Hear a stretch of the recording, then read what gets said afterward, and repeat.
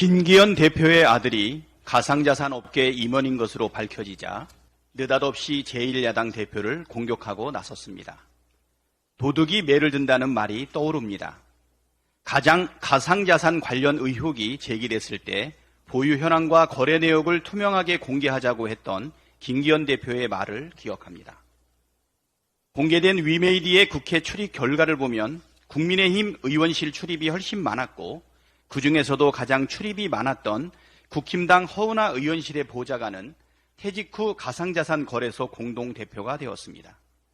공교롭게도 김기현 대표 아들은 가상자산 업계 임원입니다. 김기현 대표 말대로 보유 현황과 거래 내역을 투명하게 공개하면 될 일입니다. 김기현 대표는 엉뚱한 데 화풀이하지 말고 자신과 가족의 가상자산 보유 현황과 그동안의 거래 내역을 투명하게 공개하기 바랍니다. 떳떳하다면 머뭇거릴 이유가 전혀 없지 않겠습니까? 검찰의 유일한 동아줄인 유동규의 진술이 갈팡질팡하고 있습니다. 최근 진행되고 있는 정진상 정무실장 재판에서 핵심 증인인 유동규는 뇌물 혐의의 기초 사항인 금액과 출처에 대해 제대로 답변하지 못하고 있습니다. 지난 9일 서울중앙지법에서 열린 정 전 실장에 대한 13차 공판에서 유동규는 2013년 추석과 2014년 설날에 명절 떡값 1천만 원을 남욱에게서 받아서 준 게 맞느냐는 정 전 실장 측 변호인의 질문에 답을 내놓지 못하고 침묵을 이어갔습니다. 판사가 당시 남욱 이외의 업자에게 명절이라고 2천이나 1천 받을 루트가 있었나? 누구한테 받았는지 재원을 묻는 거다라고 재차 질문을 하자 유동규는 정확하게 기억이 안 난다고 얼버무렸습니다.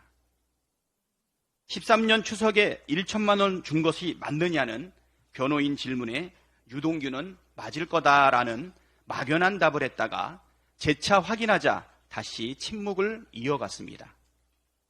14년 설에 1천만 원을 준 것은 확실하냐는 질문에도 답을 흐리면서 1천인지 500인지 잘 모르겠다고 했습니다.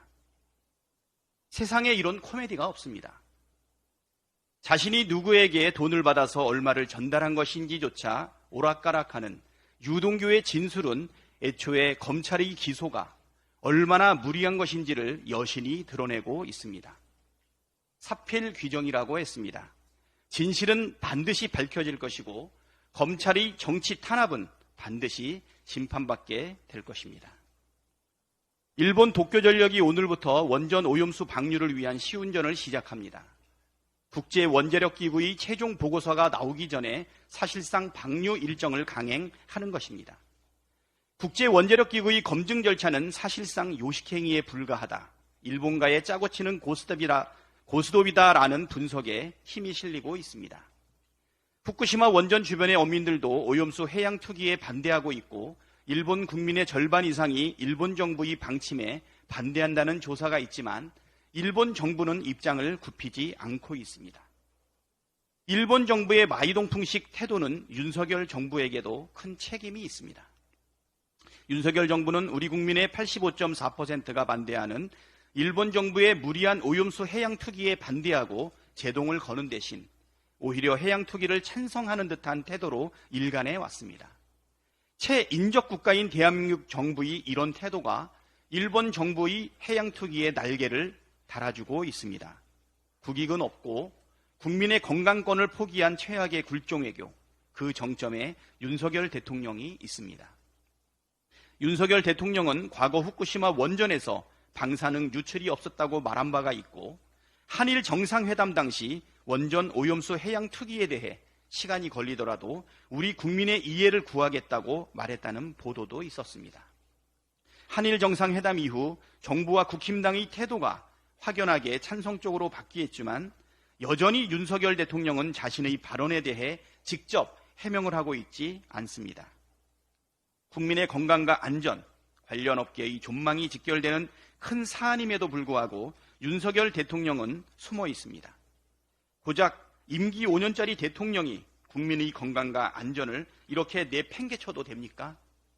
윤석열 대통령은 비겁하게 숨지 말고 당장 후쿠시마 원전 오염수 해양 투기에 대한 자신의 입장을 명백하게 밝히십시오.